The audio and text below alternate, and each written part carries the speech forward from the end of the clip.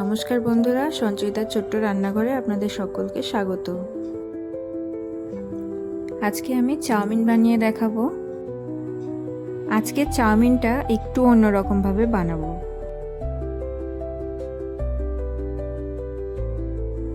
মহারাষ্ট্রের খাবার আর চাইনিজ খাবার এক করে ফেলেছি।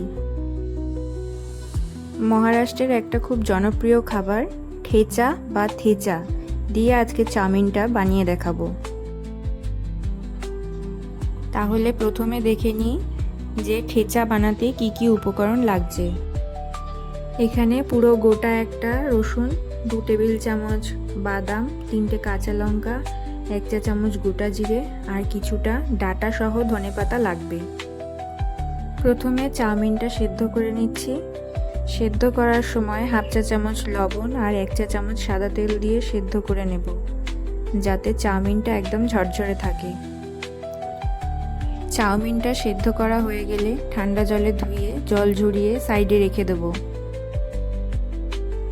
চাউমিনটা সেদ্ধ করতে বসিয়ে আমি চাউমিনে দেওয়ার জন্য গাজর আর ক্যাপসিকাম কেটে নিয়েছিলাম।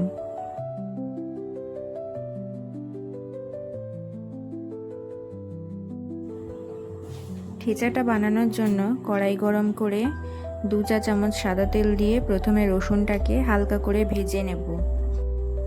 রসুনটা বেশি ভাজা হয়ে গেলে ঠেচাটা ভালো খেতে লাগবে না, সেজন্য রসুনটাকে হালকা করেই ভাজতে হবে।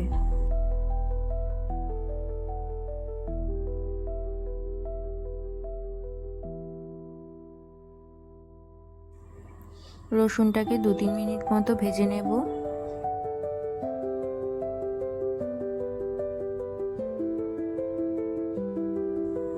এরপর ধীরে ধীরে কাঁচা লঙ্কা, চীনাবাদাম, গোটা জিরে দিয়ে 2-3 মিনিট মতো ভেজে নেব।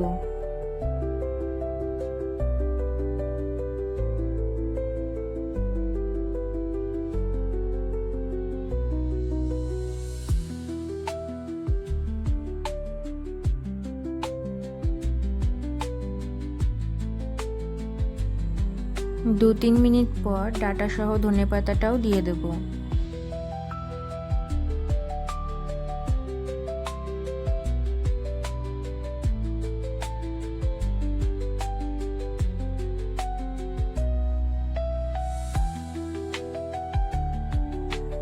পুরো ঠেচার মশলাটাকে আমার ভেজে নিতে সময় লেগেছে 5 মিনিট। আর আমি ঠেচাটাকে ভাজার সময় গ্যাসের ফ্লেমটাকে একদম লোতে রেখে ভেজেছি।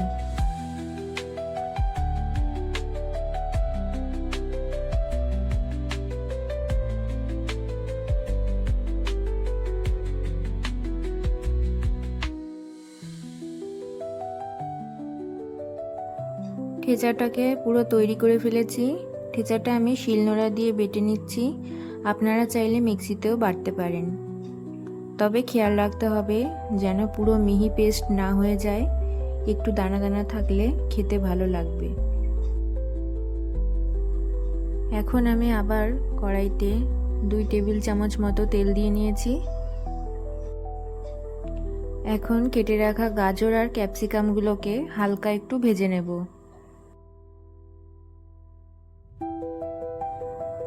এখানে দেখুন, আমি শিলনোড়া দিয়ে এরকম দানা দানা মতো ঠেচাটাকে বেটে নিয়েছি।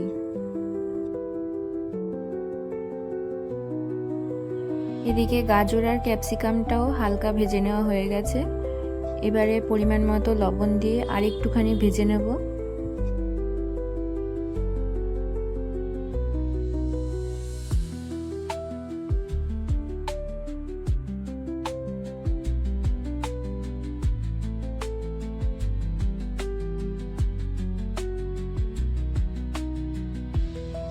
সবজিটা একটু নরম হয়ে আসলে বেটে রাখা ঠেচাটা দিয়ে দেব।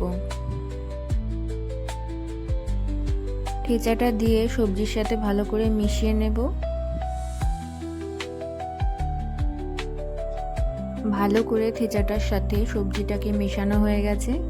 এবারে সেদ্ধ করে রাখা চাউমিনগুলোকে দিয়ে দেব। চাউমিনটা দেওয়ার পরে বেশিক্ষণ আর ভাজবো না, শুধু সব মশলার সাথে আর সবজির সাথে একটু মিশিয়ে নেব। আর এখানে একটু লঙ্কা কুচি করে রেখেছি, বাচ্চারা ঝাল খেতে পারবে না, তাই আমরা বড়দের জন্য। ঠেচা চাউমিনটা আমার পুরো কমপ্লিট হয়ে গেছে, এখন সার্ভ করে নিচ্ছি। এই ঠেচা চাউমিনটা আপনাদের কেমন লাগলো কমেন্টের মাধ্যমে জানাবেন। ভালো লাগলে অবশ্যই শেয়ার করে দেবেন আর সাবস্ক্রাইব করে পাশে থাকবেন। সকলে ভালো থাকবেন, সুস্থ থাকবেন।